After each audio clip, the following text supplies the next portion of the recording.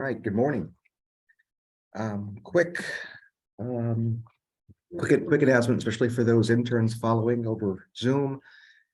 Just received a notice that we cannot live stream this until we update the latest version of Instagram. So first time I saw that message. So we are not live streaming. We're just on Zoom only this morning. So to kick us off, first thought, any particular character, any particular scene the group would like to begin? Sure. So for this episode of Seinfeld, the suicide, I think when the episode was initially starting, what stood out to me was the description given by the girlfriend as to why her belief as to why Martin, attempted to commit suicide. And I found it, kind of interesting because thinking about all of the, mood disorders that he might fall under, a lot of the things that we think about often are like timeline. And you don't get much of a timeline given this because she just says, he tried to kill himself because he was upset and he got jealous. And so it seems like a very acute turn of events. We don't really get much context to how his mood or how he had been doing over the past few weeks or anything like that. So we kind of make a lot of assumptions or kind of have to strain to fit him into a certain diagnosis. So that was just something that stood out to me, how she would talk about Martin and what happened. Yeah. So I think a couple of things to highlight here. Kind of building off what you just had mentioned and what you just had identified. Number one is, especially in situations like this, of course, there's a multitude of times where psychiatrists, other healthcare professionals are not going to get the full story from their patient. And it is incredibly important to talk to collaterals. And that's exactly what we see Larry David produce here, and especially that particular scene. And is it Maria? Gina. Yeah. Gina. Okay, so when Gina provides us the information that we would, fairly quickly inquire about, what we're told is that there was a moment of jealousy. Now we know that's not the full picture, and very quickly we might think back to our first year of medical school where we learn how to formulate behavior and therefore how to formulate and make sense of abnormal behavior, such as a suicide attempt. And even though we often talk about that being in a biopsychosocial context, and we could also consider a context within what is referred to as the 3 Ps. So what predisposes an individual to attempt suicide, what precipitates, and then what perpetuates that behavior.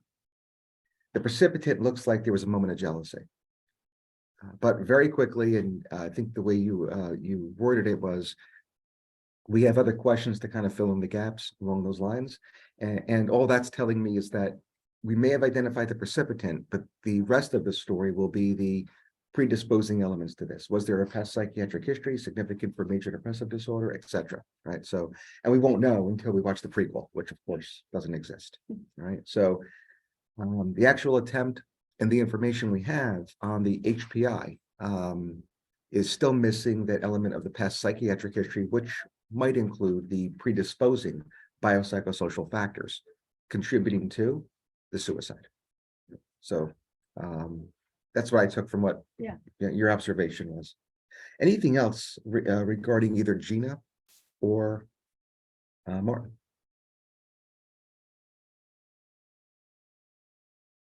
Did you like Gina? No, she's kind of annoying. So kudos. Often, and especially when people wear like short white coats, they say things that you think your professor wants you to say. And in psychiatry, through 4 years of training, one of our main objectives is to undo that type of thinking, those bad habits that your parents taught you about being nice. Because you have to be honest. Because if you're not honest, you're not going to pick up on countertransference. And if you don't pick up on your countertransference, you are going to actually potentially do harm to your patient, and you're going to take an oath not to do that. So the idea that she annoyed you, and she annoyed all of us, was something that only was tapped into, at least the first person to say it. And we'll continue this conversation accordingly. Once you have that feeling, please don't dismiss it. All right, that's the bad habit our parents taught us, to dismiss those feelings. They're not right. In a clinical practice, not only are they right because they're honest, but they are often clinically helpful. Because at some point, and maybe not during the initial patient interview, maybe not immediately, but at some point you have to ask yourself, why? Because the answer 99 times out of 100 lies in what the patient is doing, not on you, right? And that's something now, I'm 25 words or less. Nobody's having an epiphany here. This is 4 years of education, right? This is 4 years of residency training in psychiatry. That said, anybody have any insight or speculation as to why an individual might have that type of countertransference towards Gina? What is she doing that pushed your subconscious internal buttons? They seem to have some sort of underlying, motivation to, seeking like the attention or validation, I guess, of Jerry Seinfeld in a moment where her boyfriend was in a coma. And it seemed like a very, very fast change in attitude from her boyfriend to jumping to Jerry. So it was kind of confusing. You kind of felt like every time she would ask him questions, like kind of begging him on looking for a certain response. And it was like, I think that is what bothered me, at least kind of trying to figure out like, what is she trying to get out of this? And there might be two scenarios here. One is that upon observing that, you had that countertransference develop. The other scenario is that you had the countertransference prior to, and the behavior that you see being her being flirtatious with someone when her fiance or husband is in a coma may have just reinforced and confirmed your suspicion, right? So it could happen on either level here, but in either case, there seems to be something going on with our patient. Again, it's not going to happen this quickly in therapy. Any speculation as to what's going on with Gina? I think her behaviors might be possibly like an acting out of some kind of tension going on with her current relationship with Duncan. Because that sudden turnaround to go flirt with another man just seems very odd, and I don't really think she was genuine in her efforts to win over Jerry Seinfeld. I think there was, like as I mentioned, some kind of not a coping behavior, but something that was bothering her in her current relationship that she's kind of trying to seek out maybe with Jerry. And I think that part of the reason why she prompted or she acted that way. And I'm also just watching her throughout the episode. I was just thinking, I know we didn't have any lectures on personality disorders yet, but like maybe a possible personality disorder just in terms of her promiscuity, maybe like a borderline histrionic, something like that. Mhm. And hypothetically, again, if we were now a sequel to this particular episode, one of the things we might inquire about are additional signs and symptoms defining really a general personality disorder, and then if screening positive, a specific personality disorder, perhaps in cluster B. Right. The other way to kind of restate that is if you were to rewatch the episode like tonight, like it's a Friday, so you guys probably have nothing better to do, and specifically look for those signs and symptoms. Would you overturn anything? Right? It's a hypothetical. Won't do that. All right. So again, that's where we'll kind of leave the character of Gina. Just a quick tangent. Does her behavior remind you of anyone in fiction, literature?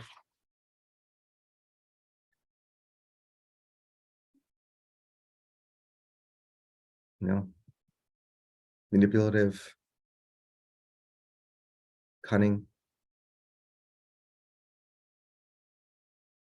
Plays on it's not to say that she plays on the ego of Martin, because Martin's but prior to the suicide attempt, maybe playing on the ego of her significant other to reach her own goals. Literature. Lady Macbeth. It's Lady Macbeth. Yeah. And if we have time, we're going to spend about 30 minutes discussing the suicide, but we have time, we'll kind of make sense of the relevance and the allusion to Shakespeare's Macbeth here. Right? But before we do that, any other characters you want to discuss?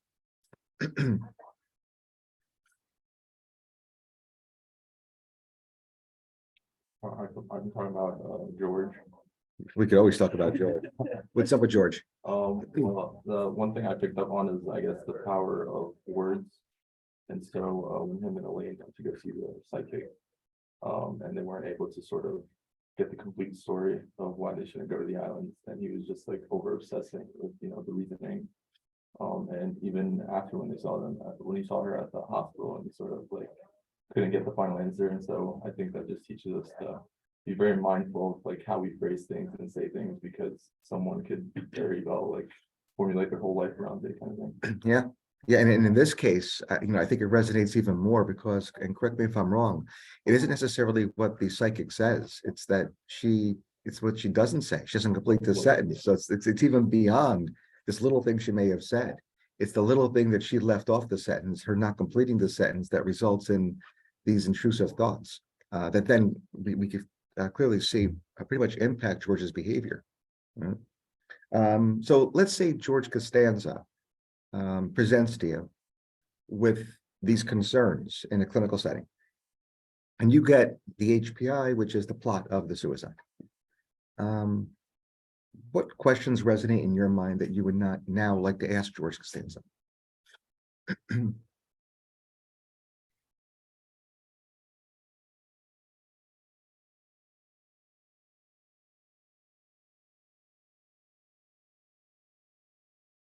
And this has less to do with uncovering other signs or symptoms, diagnostic criteria that might rule in for a particular illness, but more part of the general type of approach to a patient who comes to you with apparent clinical distress due to, and then you could fill in the gap here, the recent situation at the psychic.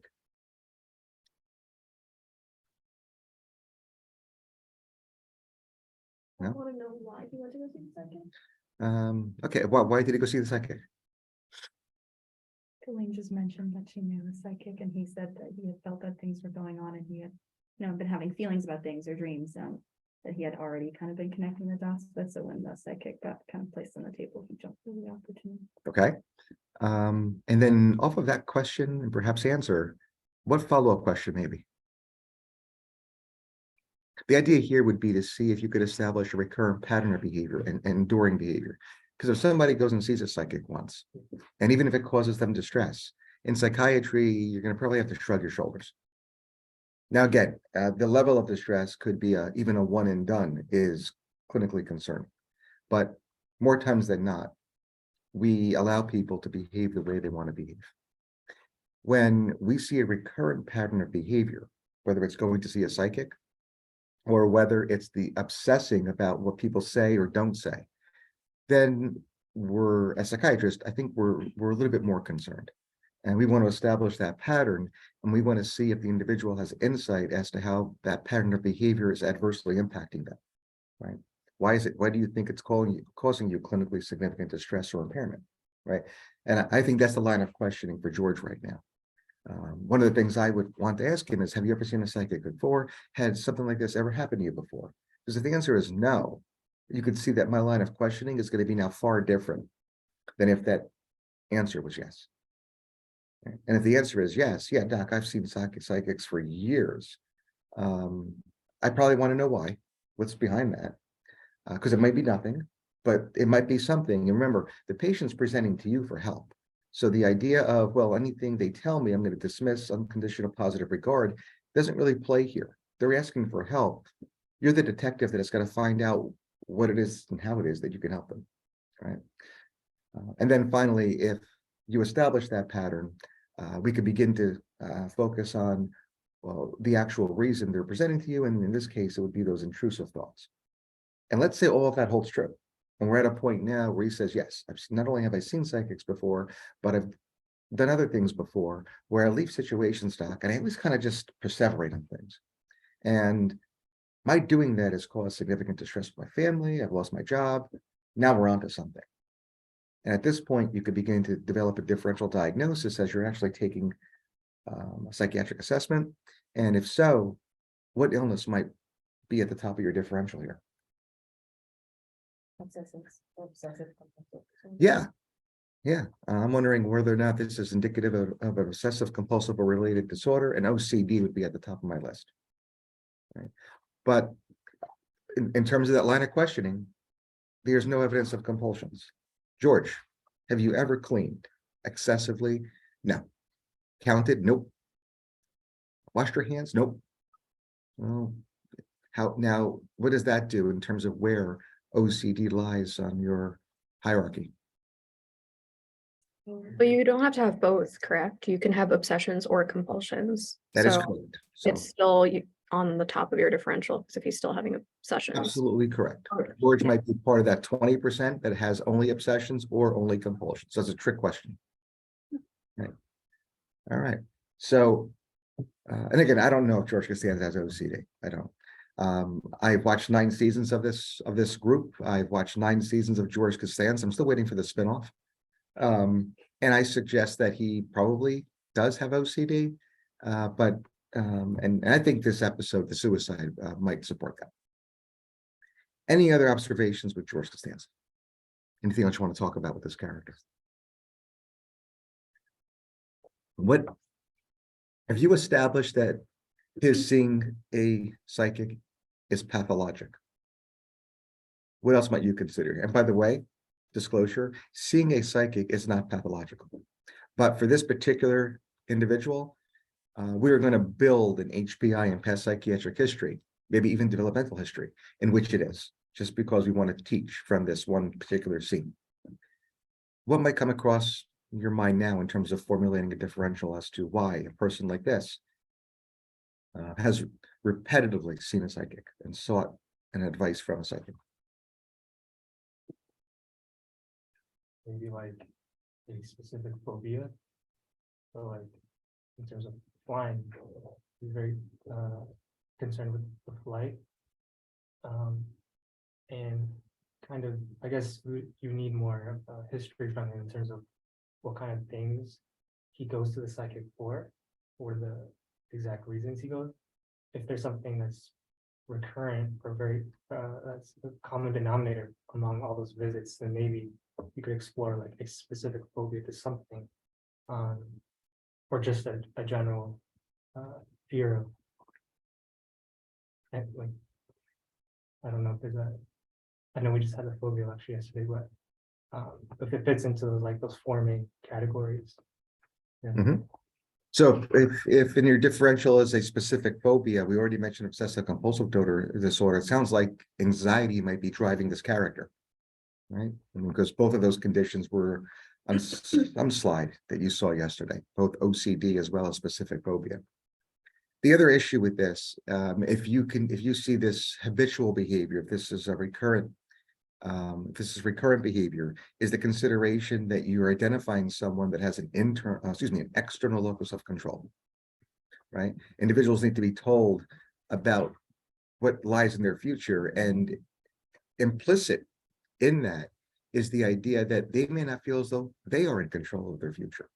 I mean, there are some people that go see a psychic for fun, walk out, and will look at you and say, I don't care what they said. This is the only person that's going to decide if I do that or do that. That's called an internal locus. Right.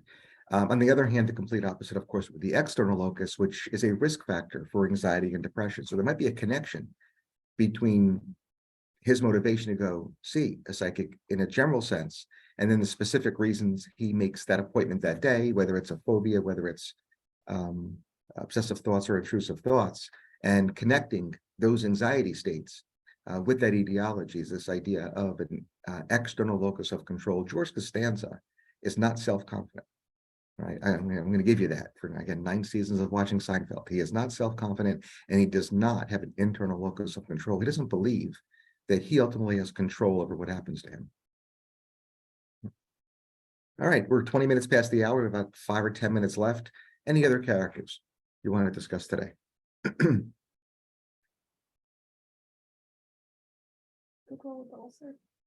Elaine? Mhm. Mhm. What's going on with Elaine?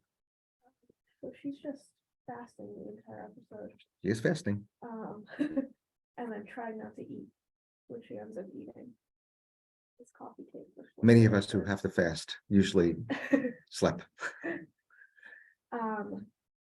But yeah, I think it was interesting to see, her only like storyline in the show. I mean, that episode just being that she's just like dying to eat this coffee, and then she just grabs it and eats it. But I thought I'm not sure, I've never watched Seinfeld before, so I'm not sure what her like role is in the group or. Oh, you'll get to know her. In the next 5 weeks, you'll be introduced to Elaine. As she is fasting, would any of her behaviors be of interest to a psychiatrist? Yeah, towards the end when she was kind of like going crazy. Just- So talk to me about going crazy. That's our field. Possibly hallucinating, but I mean, it's unclear, because some of the things she said, it seems like they could be just now thoughts when she made the comment about the dog food. I think the way that she was saying it made you think maybe she was hallucinating, but I mean, she was hungry and she just brought up, the dog food, but I think by the end of it, she was, This is on a shelf exam, and the question STEM asks, what is the single best answer for that would explain Elaine's hallucinations and bizarre behavior? What do you think's going on here? Psychosis. So you think she has a psychotic disorder? I can tell you that Elaine Bennis does not have an established psychotic disorder. I think it stems from the fact that she hasn't eaten. There's a medical underlying. Hypoglycemia. Oh, like- Right. yeah. So Yeah. when you take the idea and the presenting sign of psychosis and you attribute it to an underlying medical condition, what's the single best answer? Delirium. Delirium. Yeah, delirium and hypoglycemia can certainly be part of that, right? So when we see someone who is hallucinating, when we see someone who is confused, when we see someone who is disoriented, especially in the hospital, and that could be maybe as soon as 30 minutes from now. One of our objectives is to figure out why. Right? There's multiple causes. I heard hypoglycemia. There's dehydration and malnutrition, but it's this group's task to figure out why for all of the individual patients who we diagnose with delirium. Right. So, how best to go about this? Well, let's quickly pivot to the other female character in this episode and get back to Gina and her allusion to Lady Macbeth. Right. You're not going to have to know Shakespeare. If you don't, shame on you, but you don't have to know Shakespeare. I Heart Lady Macbeth is an acronym to remember all of the etiologies for delirium. So these two women characters are actually connected. Right. So Gina, quote unquote, behaves like Lady Macbeth. Etiologies for the condition that Elaine Bennis herself demonstrates, delirium. So we'll quickly run through this. We have about 5 minutes left. And then, of course, we'll reapply this more than a few times clinically on the service. I Heart Lady Macbeth. Number one, immunologic causes. Heart, acute coronary syndromes. Lady, LP. So again, think meningitis, think subarachnoid hemorrhage. A, arterial blood gas, think hypoxemia. God bless you. D, drugs, right? It could be prescribed anticholinergic. It could be illicit. It could be intoxication, withdrawal. So think drugs. Y stands for a condition called YAWS, Y-A-W-S, which is a spirocheting infection. So think YAWS. Of course, we're not going to screen for that. What we're going to screen for is syphilis and neurosyphilis. And if you think SIP, it's 2023, you've got to think HIV infection too. So those two are going to be combined. Macbeth, M, malignancy. A, ammonia level. So think hepatic encephalopathy. There are a few C's. Comprehensive metabolic panel, or CMP. Complete blood count, CBC.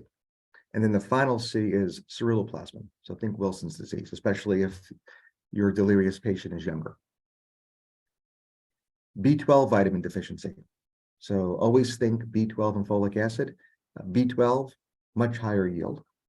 And if there's any history of alcohol use disorder, think B1 deficiency as well. Vitamin deficiency, think Wernicke's-Korsakoff syndrome. EEG. EEG could be confirmatory, so diffuse delta waves or background slowing. Very nonspecific, but supportive of your diagnosis of delirium. On the other hand, it could be diagnostic too. That is, Non-convulsive status is when an individual has status epilepticus with no motor component. Without that motor component, non-convulsive, the seizure manifests as delirium. So EEG. T stands for TSH, so think thyroid. T also stands for trauma. And then finally, there's a few H's. Hypertensive encephalopathy, right? Head CT or MRI, and then finally, heavy metal poisoning. Right? That really does cover all you need to know about the potential etiologies for your delirious patient. That condition, in this case, our delirious patient is Elaine Bennis. Right. Questions about the etiology of delirium? All right. Remember, I heard Lady Macbeth, and the next thing we'll do, probably as soon as today, is apply that acronym to each individual patient and get an idea of how, in fact, do you sift through all of these multiple etiologies for a particular patient case. And there's actually an algorithm how to do that. That'll obviously be at bedside. All right. We're going to log off this link and log back on to our other link for table rounds in about 2 minutes. See everybody there.